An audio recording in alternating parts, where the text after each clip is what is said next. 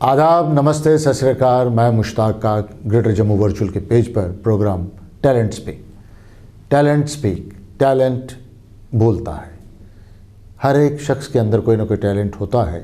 जैसे कि हम हर हफ्ते आपके सामने एक नए टैलेंट के साथ आते हैं, फाइन आर्ट को लेके, ड्रामा को लेके, लिटरेचर को लेके, या एज ए सोशल वर्कर के तौर पे डांस, पेंटिंग, सब।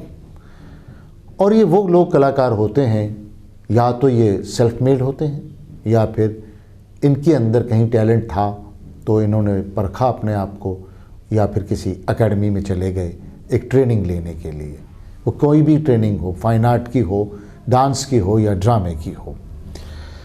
हमारा ये प्रोग्राम टैलेंट स्पीक में, इस कड़ी में आज जो हमारी साथ शख्सियत हैं वो लेखक भी हैं, ड्रामे से भी जुड़े हुए हैं और कहीं ना कहीं थोड़ा थोड़ा पेंटिंग का शौक़ भी रखते रहे हैं।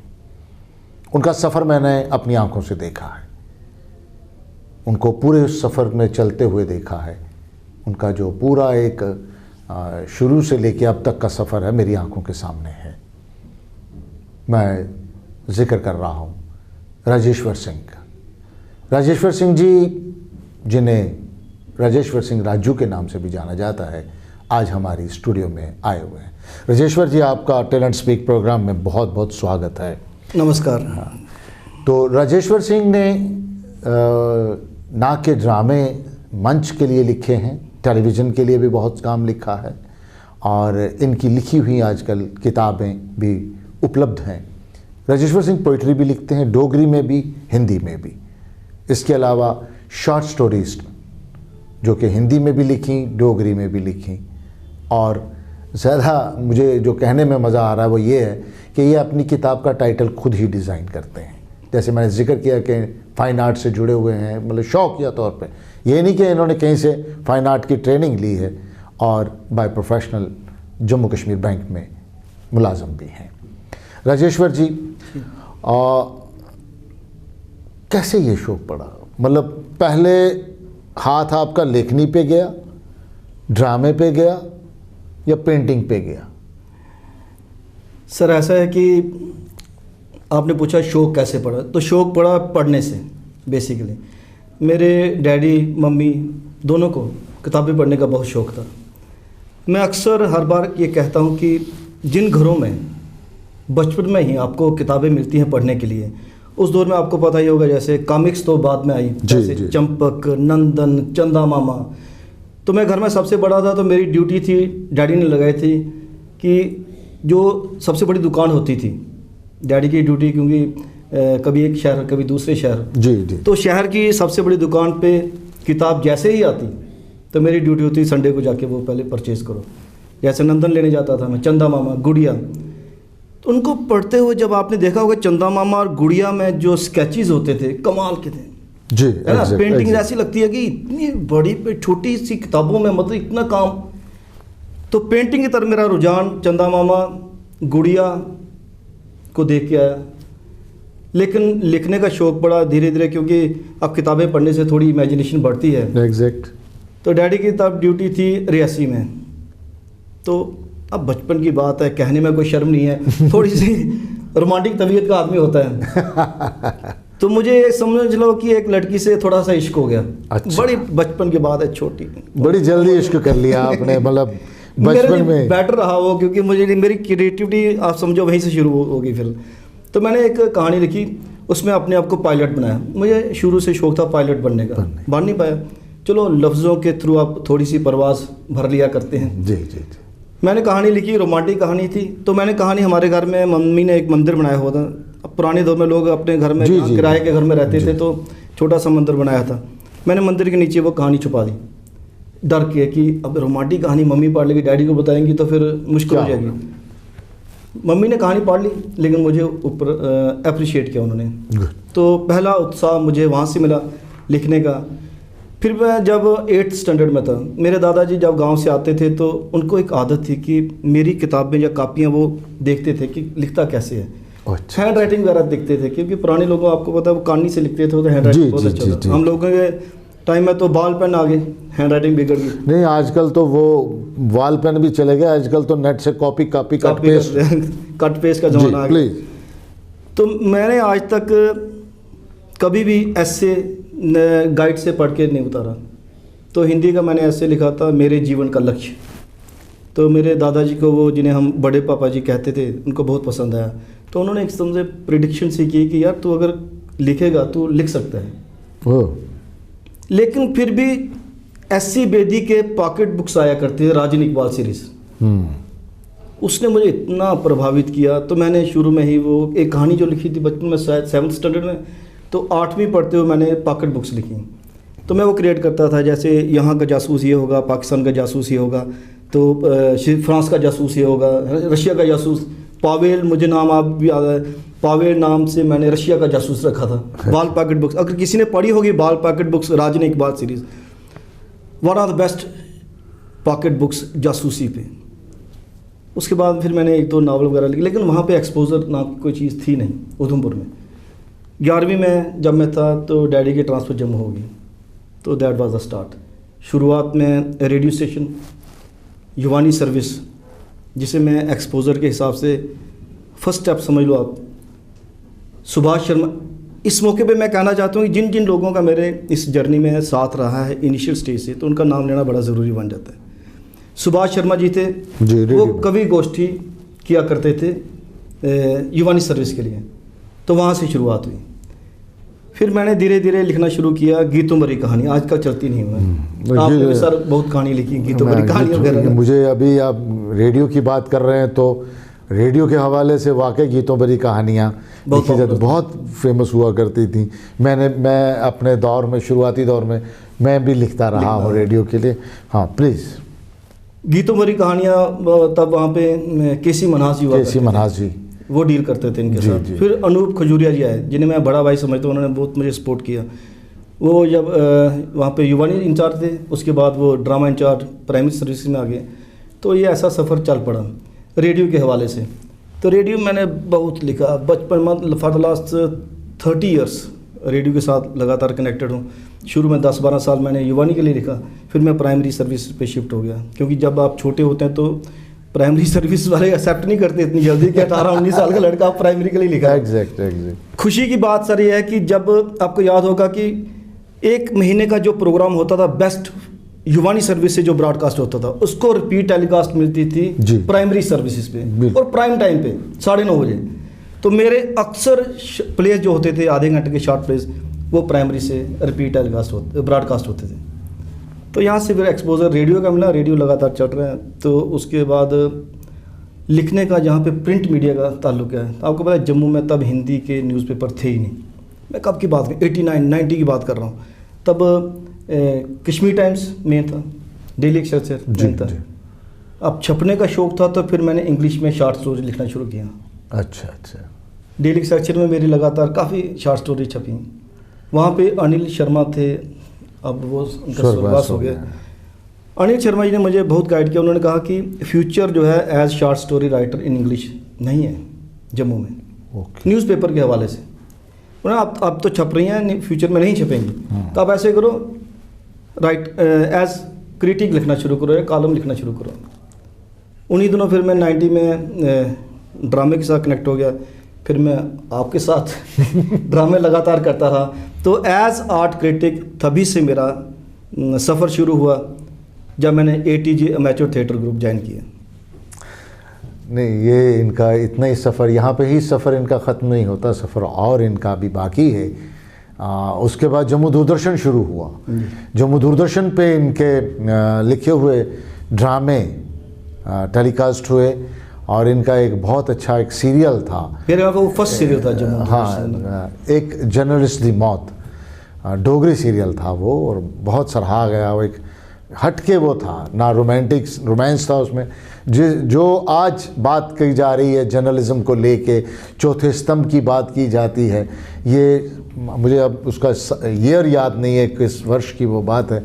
शुरुआती दौर में जब दूरदर्शन पे सीरियल पहले शॉर्ट प्ले होते थे 10-10 मिनट के, तो वो पहला सीरियल था एक जर्नलिस्ट की मौत।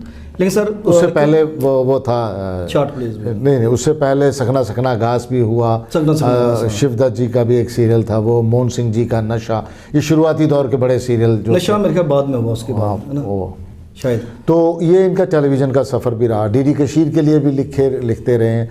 उसके अलावा कॉरपोरेट के लिए कुछ फिल्म्स भी इन्होंने लिखी हैं, as a screen play writer के तौर पे इन्होंने काम किया। थिएटर में, रंगमंच में इन्होंने जो, जहाँ तक मेरी समझ है, जो पहला नाटक स्टेज के लिए लिखा था वो मिथिलेश्वर की कहानी थी, बाबूजी। बाबूजी आपने बड़ी फेमस कहानी है मिथिलेश्वर जी की, बाबूजी, जिसका बाद में मतलब इनका लिखा हुआ स्क्रिप्ट नहीं, उस नाटक, उस कहानी पे वीबी कारन जी ने भी नाटक किया हुआ है Shri Ram centre repertory company के लिए। उसके अलावा फिर राजेश्वर जी थिएटर से भी जुड़े रहे, मेरे साथ इन्होंने काफ़ी थिएटर किया है और अमेच्योर थिएटर ग्रुप के लिए नुक्कड़ नाटक भी लिखते रहे हैं। उसके अलावा आज ये एक लेखक के तौर पे अगर युवा पीढ़ी में एक नया लेखक माने तो वो राजेश्वर सिंह राजू जी का एक नाम आता है। राजू जी, हम ये जानना चाहेंगे राजेश्वर जी कि आज जी हम जम्मू कश्मीर की युवा पीढ़ी कला के क्षेत्र में, म्यूज़िक, मतलब हम इसको ये कहेंगे आर्ट, कल्चर और लैंग्वेज, इनमें कहाँ खड़ी होती है? सर बेसिकली आदमी को, मैंने ये चीज़ आपसे ही सीखी है, पॉजिटिव माइंड होना ज़रूरी है। आपका एक डोगरी का बड़ा अच्छा एक बोलते थे, आप अपने दही को कभी खट्टा नहीं कहना, है ना। तो मैं ये कहूँगा कि हम जो भी लिख रहे हैं अपनी अपनी डायमेंशन है। अब एक कहानी को अगर मैं लिखता हूँ, वही कहानी उसी कंसेप्ट पे कोई और लिखेगा, उसकी अपनी अलग से डायमेंशन होगी। जो मेरी है वो मेरी सोच है, दूसरे की दूसरी सोच है। जम्मू में प्रॉब्लम सर ये है कि हम लोग देखते कम है, पढ़ते कम है, क्रिटिसिज्म ज़्यादा कर जाते हैं कई बार। लेकिन जम्मू अगर कहानी के हवाले से आप बोलो, लिटरेचर के हवाले से बोलो, तो बहुत कुछ लिखा जा रहा है। अब लिखा कैसे जा रहा है कि ये इंडिविजुअल एफर्ट्स पे है, कुछ मोनोपलीज बनी हुई हैं। मतलब अब वो लोग आपको फाइनेंशियली जहाँ से एड आती है तो वहाँ पे आपको काम मिलेगा नहीं, करने नहीं देंगे, क्योंकि वहाँ पे डिस्ट्रीब्यूशन है, अजीब सी चीज़ें हैं। लेकिन जिसने लिखना है, जिसको जुनून है लिखने का, वो तो कंट्रीब्यूट करेगा। अब ये हमें, आपको अगर किताब किसी को देनी है तो कम्प्लीमेंट्री देनी है, आप ये सोच नहीं सकते कि उसका रिटर्न आपको मिलेगा। एग्जैक्ट है ना। जहाँ तक राजेश्वर जी ने जिक्र किया कि मेरी शुरुआत लेखनी की घर से हुई थी, माता पिता को पढ़ने का शौक़ था, वहाँ से पुस्तक। लेकिन आज की पीढ़ी, हर एक के घर में न्यूज़पेपर सुबह आता है, इंग्लिश का भी आता होगा, हिंदी का भी आता होगा, जिन घरों में उर्दू है तो उर्दू का पेपर भी आता होगा। लेकिन बहुत दुख के साथ कहना पड़ता है कि उनसे अगर आधे घंटे के बाद या शाम को भी पूछेंगे कि आज पेपर की हेडलाइन क्या थी, नहीं पता होता है। पढ़ना बहुत ज़रूरी है, कोई भी क्षेत्र हो, हर क्षेत्र में पढ़ना बहुत ज़रूरी है। हम सब इससे रिक्वेस्ट करते हैं, छोटे से 50 रुपये से आप अपने घर की लाइब्रेरी शुरू कर सकते हैं। जहाँ तक राजेश्वर जी के अनुभव से, इनकी एक्सपीरियंस से यही बात आती है कि हमें पढ़ना बहुत ज़रूरी है। अपना लिटरेचर तो हम पढ़ते हैं, दूसरों का लिटरेचर पढ़ना भी ज़रूरी है। उसके अलावा राजू जी, आप थिएटर से भी जुड़े हैं, आप आर्ट क्रिटिक भी हैं, ठीक है ना। उस हवाले से मैं ये जानना चाहूँगा कि हमारा जो जम्मू कश्मीर का, हम ये चलो जम्मू की बात करते हैं, कहाँ हैं हम? आपने भी थिएटर किया है, उस दौर के थिएटर को और आज के थिएटर को आप कहाँ रखते हैं? सर शॉर्टकट किसी भी फील्ड में हल नहीं है किसी चीज़ का। जैसे ही इंटरनेट वगैरह आ गए, अब आपके पास ओरिजिनलिटी रही नहीं। जैसे कि कोई भी प्ले अगर जम्मू स्टेज पे होता है तो आप अगर किसी उसी प्ले को असेस करोगे गूगल पे जाके, वो प्ले कहीं पे हुआ होगा और डिट्टो कॉपी उठाई होगी किसी न किसी से। अब मैं नाम नहीं लेना चाहता हूँ लोगों के, मतलब वो क्रिएटिविटी है नहीं। जैसे हम लोग आपके अंडर डायरेक्शन काम करते थे तो महीने महीने रिहर्सल चलती थी, उसमें डिफरेंट चीज़ बनती थी डेली। नेट था नहीं कि कोई नेट देख के आपको बताएगा कि ये सीन है, ये मूवमेंट है, ये स्टेप्स हैं, तो वो सारी क्रिएटिविटी। अब जम्मू में वो क्रिएटिविटी है नहीं, तो सर्वाइवल के लिए डिफरेंट ऐसे, जैसे म्यूज़िक में फ्यूज़न आ गया है ना, ऐसे एक यहाँ से उठाया, एक यहाँ से उठाया, तो एक भी फॉर्म नहीं रहती। जम्मू थिएटर में मैं समझता हूँ कि रियलिस्टिक, स्टाइलाइज्ड और बॉडी थिएटर, यही 3 चीज़ें रहीं शायद। बॉडी थिएटर बलवंत ठाकुर जी ने किया, स्टाइलाइज्ड थिएटर में आप माहिर रहे, तो रियलिस्टिक थिएटर में दीपक जी का भी नाम लिया जाता है। लेकिन वो चीज़ अगर आप बलवंत ठाकुर, मुश्ताक काक, दीपक कुमार को बाहर निकाल दो, तो मुझे नहीं लगता जम्मू में थिएटर उस लेवल का है अभी अभी भी लोग देखना चाहते हैं मुश्ताक का क्या कर रहे हैं, या फिर दीपक जी क्या कर रहे हैं। दीपक जी काम आजकल बहुत कम करते हैं, तो आपके प्ले की तो लोगों को अभी भी उम्मीद रहती है कि कोई डिफरेंट आएगा कुछ ना कुछ। तो जम्मू में उस हिसाब से अगर जैसे अब अगर मैं राइटिंग के हवाले से करूँ बात, तो लोग लिख रहे हैं, छप रहे हैं। पहले मैं राइटर से सर एक बात कहना चाहता हूँ, प्लीज़ प्लीज़ प्लीज़। जो यंग राइटर्स हैं, मैंने अखबारों में बहुत लिखा, तो मुझे एक बार किसी ने कहा कि अखबारों में लिखने से आप सहेज कर नहीं रख सकते वो चीज़ें, आपके पास कलेक्शन नहीं होती। तब मुझे ब्रिजमोहन जी लगे हुए थे, Shiraza editor J&K Academy of Art and Language में, उनको मेरी कहानी बहुत पसंद आती थी। जो जम्मू प्रभात बाद में आई, पहले डोगरी टाइम्स हुआ करता था या शिराजा में जो छपती थी, उन्होंने कहा कि जब तक आप बुक को कंपाइल करके नहीं रखोगे अपनी कहानी को, तो you are not a creative writer. Yes, क्योंकि आपके पास अल्टीमेटली रहेगा क्या, एक बुक। तो मेरी जब पहली बुक पब्लिश हुई 2013 में, तो एंडी जम्वाल उन्होंने मुझे आके गले लगाया। उन्होंने कहा आज मैं पहली बार राजू को एज राइटर ट्रीट करता हूँ।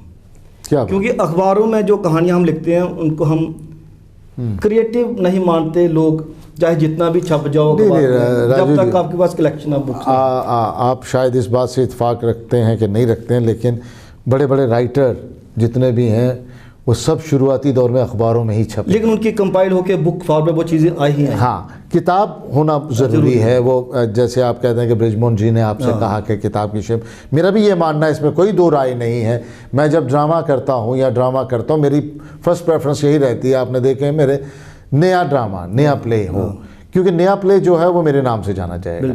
उसके मैं हज़ारों शो कर दूँ, वो ख़त्म हो जाएगा। जब तक वो किताब की शेप में बंद होकर एक लाइब्रेरी की शेल्फ पे नहीं जाएगा ना, तब तक बात नहीं। क्योंकि वो मैं चला जाऊंगा, आप चले जाएंगे, लेकिन आपकी वो पुस्तक उस शेल्फ पे रहेगी। आज नहीं तो की जो कतरने हैं वो साथ छोड़ जाती हैं कभी ना कभी, लेकिन बुक आपकी लाइब्रेरीज में जाती है, बुक आपकी कलेक्शन किसी न किसी के पास रहती है।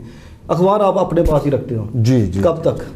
एग्जैक्ट। अब राजू जी, मैं ये जानना चाहता हूँ, मतलब मैं क्या जानना चाहता हूँ, हम आपके अनुभव से ये कहना चाहते हैं, हमारे यहाँ जो आज का कलाकार है, आज के जो टैलेंटेड लोग हैं, उनके लिए क्या है आगे के लिए?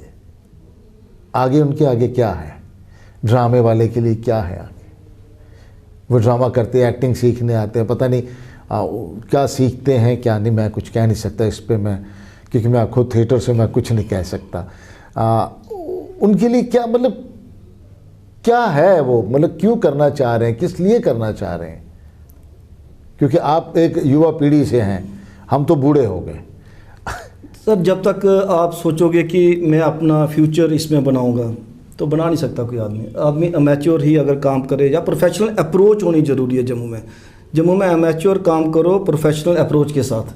अगर ये सोचो कि मैं पूरा डेडिकेटली इसी में लग जाऊंगा, तो मैं घर भी इसी से चलाऊंगा, तो पॉसिबिलिटी है नहीं।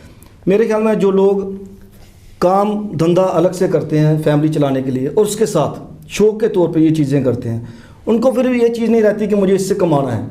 वो क्या करते हैं कि वो अपना जुनून जो है उसमें डालते हैं, वो चीज़ें क्रिएट करते हैं। जैसे अगर कोई एक्टर काम कर रहा है, अगर उसको ये शौक़ नहीं है या दिली तमन्ना है कि मैं सिर्फ काम करूं और टैलेंट को एक्सप्लोर करूं, तो मेरे ख्याल में बेटर कर पाएगा। अगर उसके दिमाग में है कि मैं यहाँ से निकलूँगा, फिर मैं टीवी में जाऊँगा, टीवी के बाद फिल्म मीडिया में जाऊँगा, पहले स्टेज तो कर लो, नेक्स्ट स्टेप आएगा तो उसके बारे में सोचना। पहले सोचो कि मैं फिल्म बम्बे जाऊँगा, बम्बे जाके ये करूँगा।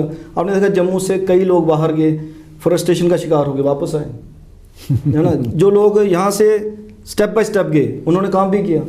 पहले यहाँ पे इस्टेब्लिश कर लो अपने आप को, सेटिस्फेक्शन अपने लेवल की होनी चाहिए, अंदर से सेटिस्फेक्शन। और मुझे लोग कहते हैं कि तुम हर साल एक किताब दे देते हो हिंदी में और डोगरी में, तो इसमें रिटर्न तो है नहीं। लेकिन रिटर्न है ना, मुझे रिटर्न है मेरी सेटिस्फेक्शन, मेरी इंटरनल जो फीलिंग्स हैं उसको मैं एक्सप्रेस करता हूँ वर्ड्स में, वो मेरे लिए बहुत बड़ी चीज़ है। जो मैं अपनी किताबें कई बार मानकर दुखी होता हूँ, तो मैं अपनी किताबों को देखता हूँ दोबारा, जहाँ हमने जो ड्रामे की मैंने कटिंग्स रखी हैं वो देखता हूँ, तो मुझे खुशी होती है। अपनी चीज़ को सहेज कर रखना बड़ा ज़रूरी है। तो तभी तो मैंने कहा बुक की फॉर्म में अगर चीज़ें हों आपके पास, तो आपके पास ख़त्म भी होगी तो किसी से मांग सकते हो। अब तो नेट आ गया, अब तो नेट पे सारा कुछ अवेलेबल है। बिल्कुल अवेलेबल है। जैसे कलाकार आर्टिस्ट लोग हैं ड्रामा के हवाले से, उनकी दौड़ टेलीविज़न की तरफ ज़्यादा रहती है। दौड़ है सर, एक बार जो दौड़ थी, अब देखो जैसे जम्मू दूरदर्शन ख़त्म हो गया, तो दौड़ खत्म हो गई फिर। कहाँ अगर गए? वो स्टेज के साथ जुड़े होते तो स्टेज तो कर रहे होते ना अभी भी। कहाँ गए वो लोग? कुछ नहीं, फ्रस्ट्रेशन का शिकार हो कहाँ जाएंगे। जम्मू दूरदर्शन बंद है, श्रीनगर दूरदर्शन बंद है, डीडी कश्यप जिसने ख्वाब दिखाए, महलों के ख्वाब दिखाए, लोगों ने महल बनाए भी, आज कहाँ हैं? उनको तो वो दीवारें पोतने के लिए अब सफ़ेदी नहीं है। एग्जैक्ट। तो ये थे हमारे साथ आज राजेश्वर सिंह राजू जी, जिनकी एक लंबी सफ़र का एक्सपीरियंस जो इन्होंने हमारे साथ शेयर किया। राजेश्वर जी, आप हमारी जो पीढ़ी है, आपकी उम्र की और आपके बाद आने वाले जो लोग हैं जो प्रोग्राम देख रहे हैं, उन लोगों के लिए हमारे आर्ट, कल्चर और लैंग्वेजेस के माध्यम से इन चीज़ों के लिए आप क्या संदेश देना चाहते हैं? मैं एक छोटी सी बात, मैं संदेश से पहले मुझे याद आ गया, मुझे आ गया, मैं भूल रहा था। अपनी डोगरी को हम कहाँ देख रहे हैं आज? डोगरी हमारी कहाँ पे है? नारेबाजी में बहुत है। देखिए सर, जब तक हम ये नारा लगाएंगे 8th शेड्यूल में डोगरी आ गई, आ गई, अब तो आ गई, अब आगे क्या है? लेकिन फिर भी मैं, क्योंकि पॉजिटिव माइंड हूँ, मैं सोचता हूँ कि जब तक युवा पीढ़ी के लोग ये सोचे बिना कि मुझे अवार्ड मिलेगा, मुझे ये मिलेगा, मुझे वो मिलेगा, उसको छोड़ दें। अवार्ड आपको अंदर से मिलना चाहिए, और जो कहानी आपकी पढ़े, आपको अप्रिशिएट करें या क्रिटिसाइज़ करें, दोनों चीज़ें इसमें। सर एक बात है, बड़ी देर पहले जी जब शुरू में आया ना, तो वहाँ पे एक मोहन कुमार शायद एक एंकर हुआ करता है, स्नेक्स एंड लैडर ना, स्नेक्स एंड लैडर सीरीज़ था, बड़े ज़बरदस्त। वो आते ही कहता था, आइदर यू लव मी और you hate me but you can not ignore me. तो ये एक मंत्र है, आप लिखो, उससे जो आपसे जलने वाले हैं वो क्रिटिसाइज़ करेंगे, जो आपको अच्छे लगते हैं जिनको, वो आपको अप्रिशिएट करेंगे। तो मैं तो युवा पीढ़ी को सर यही कहना चाहता हूँ कि कोई भी फील्ड हो आर्ट की, आर्ट, कल्चर, लैंग्वेजेस, जो भी काम करना है बिना डरे करना है, क्योंकि ये फील्ड ऐसी है, इसमें आपके 10 चाहने वाले हैं तो 50 आपके एंटी भी हैं, क्योंकि लॉबी सिस्टम बहुत ज़्यादा है। आप अच्छा करोगे तभी वो क्रिटिसाइज करेंगे, आप अच्छा करोगे वो अप्रिशिएट करेंगे। ऐसा हो नहीं सकता कि वो आपको इग्नोर करें। राजू जी, अपनी कोई कविता अगर सुना दें। मैं आपको एक डोगरी की कविता सुनाता हूँ, छोटी सी, जो आज रेलिवेंट भी है। जिस तरह से हम डोगरी के विकास की बात करते हैं, उसके साथ जुड़ी हुई चीज़ें। गूंगे यस मैन, आऊं चुप रही है, आऊं चुप रही है, अपना सबर आजमा करना। आऊं चुप रही है, अपना सबर आजमा करना। बुआ सरने की जेकर आउंदे न किश शब्द जीबा पर। बुआ सरने की जेकर आउंदे न किश शब्द जीबा पर। दफन होई जाओ संगे च गए समझा कर। बुआ सरने की जेकर आउंदे न किश शब्द जीबा पर। दफन होई जाओ संगे च गए समझा करना। की जे शोशा है, की जे शोशा है, भविख दी कुखा च उहे जीव सुरक्षित रौंगन, जेके ओंगन गूंगे जां यसमैन। बहुत खूब राजेश्वर जी, आपका ये वाकई वो गूंगे या फिर यस मैन, यस बॉस होता है, लोग करते हैं, और इसी से ही शायद वो किसी मंजिल तक पहुंचते भी हैं। ऐसा देखा है, सुना नहीं, देखा है। तो इसके साथ ही हम राजेश्वर जी से इजाज़त लेते हैं। आपका एक बार फिर बहुत बहुत शुक्रिया हमारे ग्रेटर जम्मू वर्चुअल के प्रोग्राम टैलेंट स्पीक में आने का। आप लोगों से गुजारिश है कि मेहरबानी करके आप हमारा channel, YouTube channel greater Jammu virtual का, फेसबुक, ट्विटर और इंस्टाग्राम को शेयर कीजिए, लाइक कीजिए और फॉलो कीजिए। इसके साथ ही इजाज़त चाहते हैं। नमस्कार।